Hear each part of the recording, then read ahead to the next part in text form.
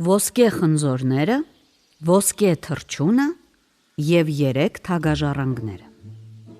Լատիշական հեքիաթ։ Լինում է չի լինում մի շատ հզոր թագավոր։ Նա ունենում է մի այգի, որտեղ ոսկե խնձորներով խնձորի ծառ է լինում։ Մի օր էլ թագավորը նկատում է, որ ամեն գիշեր մի ոսկե խնձոր պակասում է ծառից։ Ստիպված է լինում պահակ դնել ծառի մոտ։ Թագավորը 3 տղա է ունենում, 2-ը խելոք, 1-ը խելառ։ Սկզբում խնձորենին հսկում են խելոք տղաները, բայց առաջին գիշերն էլ,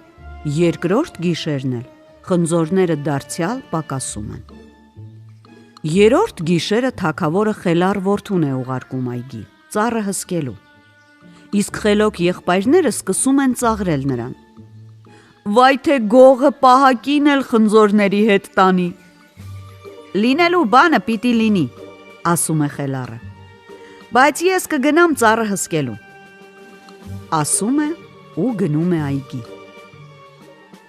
Մինչև կեսգիշեր ամեն ինչ լավ էր, բայց կեսգիշերից հետո խելառի քունը սկսում է տանել։ Աչքերը իրենց փակվում են։ Որպեսզի չքնի, խելառը կոպերի տակ տաշեղներ է դնում։ Հենց որ մի քիչ լուսանում է, մի ոսկե թռչուն է գալիս, նստում է ծառի վրա և սկսում կծել խնձորը։ Խելառը բռնում է նրա թևերից, բայց թռչունը դուրս է պրծնում նրա ձեռքից ու թռչում։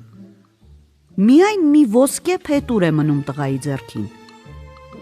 Խելառն այդ փետուրը ձեռքին վազում է հոր մոտ ու պատմում, թե գիշերը ինչ է պատահել։ Հայրը կանչում է տղաներին ու ասում. Եթե այդ թռչունի մի փետուրն այսքան գեղեցիկ է, ապա ինչքան գեղեցիկ պիտի լինի ինքը թռչունը։ Գնացեք աշխարհ եկեք և գտեք այդ թռչունին։ Ով որ բերի ոսկե թռչունին, նա էլ կլինի իմ ամենասիրած տղան։ Տղաները ճանապարհ են ընկնում։ 2 խելոք տղաները գնում են մի ճանապարհով, իսկ խելառը մյուս։ Շուտով խելառը հասնում է մի մութ անտառ, մոլորվում է այնտեղ, նստում է ու սկսում լաց լինել։ Մեկ էլ հանկարծ մի գայլ է հայտնվում։ Ինչու ես լաց լինում, հարցնում է նա։ Խելառը պատասխանում է. Ճանապարհ եմ ընկել, որ ոսկե թռչունին գտնեմ, բայց մոլորվել եմ անտառում։ Լաց մի լինի, ասում է գայլը։ Նստիր իմ մեջքին ու ես քեզ կտանեմ ոսկե թռչունի մոտ։ Թռչունը շատ սիրուն է, բայց նրա բույնն ավելի սիրուն է։ Միայն լավ հիշիր, երբ որ թռչունին կբռնես, նրա բնին ձեռք չտաս։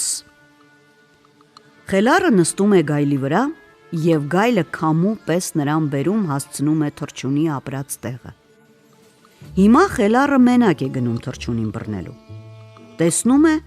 ոսկե ծառի վրա նստած է ոսկե թռչունը։ Ուզում է նրան բռնել և հանկարծ ձեռքը դիպչում է թռչունի բնին։ Նույն վայրկյանին զնգզնգում են զանգակները, հավաքվում է ժողովուրդը,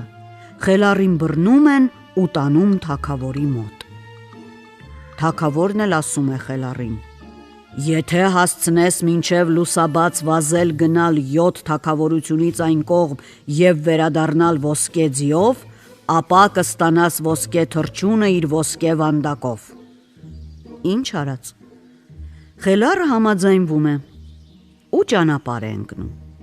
Գնում է ու լաց լինում։ Մեկ էլ նորից հայտնվում է գայլը։ Ինչ ես իզուր տեղը լաց լինում, նախատում է նա խելառին։ Չկարողացար իմ ասածի պես բռնել թռչունին։ Իսկ հիմա նստիր մեջքիս ու գնանք ոսկե ձիու ետևից։ Միայն հիշիր, երբ որ ախոռից կհանես նրան, սանձին ձեռք չտաս։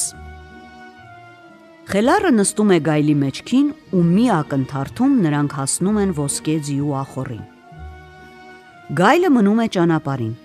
իսկ խելառը մտնում է ախոռ, որ ձիուն դուրս բերի։ Բայց դե ձիուն դուրս բերելիս խելառը անզգուշաբար կպչում է նրա ոսկե սանձին։ Իսկույն զնգզնգում են զանգակները և հավաքվում է ժողովուրդը։ Բռնում են խելառին ու տանում թագավորի մոտ։ Թագավորն էլ ասում է. «Եթե կարողանաս մինչև լուսաբաց վազել 7 թագավորությունից այն կողմ և վերադառնալ արքայադստեր հետ, կստանաս ոսկե ձին իր ոսկե սանձով, իսկ եթե ոչ, գլուխդ կկտրեմ»։ Ինչ արած։ Նորից համաձայնվում է խելառն ու ճանապարհ ընկնում։ Գնում է ու լաց լինում։ Մեկ էլ նորից հայտնվում է գայլը։ «Ինչ ես իզուր տեղը լաց լինում, չկարողացար իմ ասածի պես դուրս բերել ձիունախոռից։ Լավ, նստիր հիմա մեջքիս ու գնանք արքայադստերը բերելու։ Միայն թե այս անգամ ես ինքս կգնամ պալատ»։ Խելառը նստում է գայլի մեջքին և գայլը քամու պես սլանում է, առանց ոտքերը գետնին դիպցնելու։ Շուտով նրանք հասնում են թագավորի պալատին։ Հիմա խելառն է մնում դրսում, իսկ գայլը գնում է պալատ, արքայադստերը բերելու։ Մի քիչ հետո նա գալիս է արքայադստեր հետ միասին։ Ասում է. «Երկուսդ էլ նստեք մեջքիս ու գնանք թագավորի մոտ, ոսկե ձին վերցնելու»։ Հենց որ խելառն ու արքայադուստրը նստում են գայլի մեջքին, նա քամու պես սլանում է, և շուտով նրանք հայտնվում են թագավորի պալատի մոտ։ «Դու գեղեցկուհի արքայադուստր, մեզ սպասիր ճանապարհի վրա, իսկ ես ու խելառը կգնանք ոսկե ձին բերելու», ասում է գայլը։ Պալատին չհասած, գայլը դառնում է գեղեցկուհի արքայադուստր և ասում խելառին. «Տար ինձ թագավորի մոտ և պահանջիր ոսկե ձին իր սանձով, նա ձին կտա քեզ, հետո իսկական արքայադստերը կնստեցնես ձիու գավակին, կբռնես ձիու սանձից և տուն կգնաս»։ Թագավորը կարծում է, թե դա իսկական արքայադուստրն է և ոսկե ձին տալիս է խելառին։ Խելառն էլ արքայադստերը նստեցնում է ձիու վրա, ինքն էլ բռնում սանձից և նրանք ճանապարհ են ընկնում։ Իսկ այդ ժամանակ թագավորն արքայադստերը տանում է այգի, որ զրուցի հետը։ Բայց արքայադուստրը նորից դառնում է գայլ, բարձր ոռնում ու փախչում անտառ։ Թագավորը շատ է վախենում, ծառաներին հրամայում է հասնել գայլի ետևից և իր մոտ բերել նրան, մեռած թե կենդանի։ Շուտով գայլը հասնում է խելառին և արքայադստերը և ասում. «Թագավորի զինվորներն ընկել են մեր ետևից, դու սանձը տուր արքայադստեր ձեռքը, իսկ ինքդ նստիր իմ վրա»։ Հենց որ խելառը նստում է գայլի վրա, նա իսկույն սլանում է քամու պես, իսկ արքայադուստրը իր ձիով նրանց ետևից։ Շուտով նրանք հասնում են այն պալատը, որտեղ ապրում է ոսկե թռչունը։ Այստեղ գայլն ասում է. «Դու գեղեցկուհի արքայադուստր, սպասիր այստեղ, իսկ ես ու խելառը պալատ կգնանք ոսկե թռչունը վերցնելու»։ Պալատին չհասած, գայլը դառնում է ոսկե ձի և ասում է խելառին. «Տար ինձ թագավորի մոտ և պահանջիր ոսկե թռչունն իր ոսկե վանդակով, նա թռչունը կտա քեզ, դու էլ կվազես արքայադստեր մոտ, կբռնես ձիու սանձից և տուն կգնաս»։ Խելառը ձիուն տանում է թագավորի մոտ և պահանջում ոսկե թռչունն իր ոսկե վանդակով։ Թագավորը թռչունը տալիս է։ Խելառն էլ գալիս է արքայադստեր մոտ ու նրանք ճանապարհ են ընկնում դեպի տուն։ Թագավորը չի հասկանում, որ իրեն խաբել են, հրամայում է հեծնել ձին, բայց այստեղ ձին դառնում է գայլ, ոռնում է ու փախչում անտառ։ Թագավորն այստեղ գլխի է ընկնում, որ իրեն խաբել են, զորք է կանչում և հրամայում բռնել գայլին, իր մոտ բերել, մեռած թե կենդանի։ Մինչև թագավորի զորքը կհավաքվեր, գայլը հասնում է խելառին ու ասում. «Թագավորի զորքն ընկել է մեր ետևից, սանձը տուր արքայադստերը, իսկ դու նստիր իմ վրա։ Նոր էր խելառը հեծնել գայլին, երբ նա սլացավ քամու պես, իսկ ոսկե ձի հեծած արքայադուստրը նրանց ետևից։ Հասնում են այն անտառը, որտեղ խելառը մոլորվել էր։ Այստեղ գայլն ասում է. «Վերցրու քո 3 գանձերն ու գնա տուն, միայն թե տես, ճանապարհին չքնես»։ Խելառը մի ձեռքով բռնում է ոսկե թռչունին, մյուս ձեռքով բռնում է ոսկե ձիու սանձից, իսկ ձիու վրա նստում է արքայադուստրը։ Գիշերը խելառի քունը տանում է, դիմանում, բայց վերջում ասում է արքայադստերը. «Պահիր ձիու սանձը, ես մի քիչ քնեմ, լավ»։ Խելառը պառկում է ու քնում։ Արքայադուստրը նույնպես քնում է։ Մինչ նրանք քնած էին, գալիս են խելոք եղբայրները, սպանում խելառին ու քնած գեղեցկուհուն տանում են ոսկե ձիու հետ միասին։ Տանը թագավորին պատմում են, թե ինչ դժվարությամբ են գտել ոսկե թռչունին, թե ինչպես մեծ եղբայրը միաժամանակ իր համար գեղեցկուհի հարսնացու է գտել, իսկ միջնեկը ոսկե ձի, իսկ թե փոքր եղբայրն ինչ է եղել, նրանք չգիտեն։ Թագավորը մեծ քեֆ է սարքում, հյուրերին ցույց տալիս, թե իր խելոք տղաներն ինչ գանձեր են բերել։ Մինչ թագավորն իր խելոք տղաների հետ քեֆ է անում, խելառը մեռած ընկած է լինում անտառում։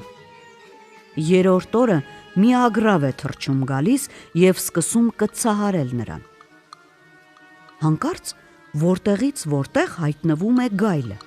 հարձակվում է ագռավի վրա։ «Ոնց ես համարձակվում, չարագործ, ոնց ես համարձակվում դիպչել քո տիրոջ մարմնին, քանի որ դու 3 անգամ կծել ես նրան, պիտի մինչև լուսաբաց 3 բան բերես. բուժիչ ջրով սափոր, կենարար ջրով սափոր և իմաստուն սափոր, թռիր 7 սարից այն կողմ և բեր»։ Ագռավը թռչում է ջուրը բերելու, իսկ գայլը սկսում է կարգի բերել խելառի ոսկորները։ Նոր էր ամեն ինչ վերջացրել, երբ ագռավը վերադառնում է ջրով։ Գայլը բուժիչ ջուրը լցնում է խելառի բերանը, և նրա բոլոր վերքերը լավանում են։ Հետո գայլը խելառի բերանն է լցնում կենարար ջուրը, և խելառը կենդանանում է։ Վերջապես գայլը խելառի բերանն է լցնում իմաստուն ջուրը, և խելառը դառնում է աշխարհի ամենաիմաստուն մարդը։ Հարցնում է խելառը գայլին. «Էս ով է ինձ կողոպտել»։ Գայլն ամեն ինչ պատմում է նրան և խորհուրդ է տալիս. «Շտապ հասիր տուն, թե չէ քո մեծ եղբայրն ուզում է ամուսնանալ գեղեցկուհի արքայադստեր հետ։ Հենց որ հորդ տեսնես, հարցրու նրան, թե ով է բերել թռչունը, ձին և արքայադուստրը։ Եթե հայրդ ասի, թե եղբայրներդ են բերել, խնդրիր, որ նա հրամայի նրանց ապացուցել դա։ Նրանք չեն կարողանա ապացուցել, այդ ժամանակ դու ձիուն կհրամայես խոսել, իսկ թռչունին կհրամայես երգել»։ Խելառը գալիս է պալատ։ Թագավորը տեսնում է նրան ու հարցնում. «Որտեղ էիր այսքան ժամանակ կորել, տղաս։ Քո եղբայրները վաղուց արդեն տանն են, նրանք բերել են ոսկե թռչունին, ոսկե ձիուն և գեղեցկուհի արքայադստերը»։ Իսկ խելառը պատասխանում է հորը. «Եթե եղբայրներս իրոք իրենք են բերել այդ գանձերը, թող նրանք դա ապացուցեն, և ես կհավատամ»։ Թագավորը խելոք որդիներին հրամայում է ապացուցել, որ իրենք են բերել այդ գանձերը, բայց եղբայրները ոչ մի բան չեն կարողանում ապացուցել։ Այդ ժամանակ խելառը ձիուն հրամայում է խոսել, իսկ թռչունին երգել։ Ու ձին պատմում է, թե մեծ եղբայրները ինչ են արել, իսկ թռչունն էլ երգելով պատմում է նրա բոլոր արածները։ Թագավորը լսում, շատ է զարմանում։ Խելոք եղբայրների վրա շատ է զայրանում և հրամայում է պատժել նրանց։ իսկ խելառին ու գեղեցկուհի արքայադստերը տեղն ու տեղը պսակում է։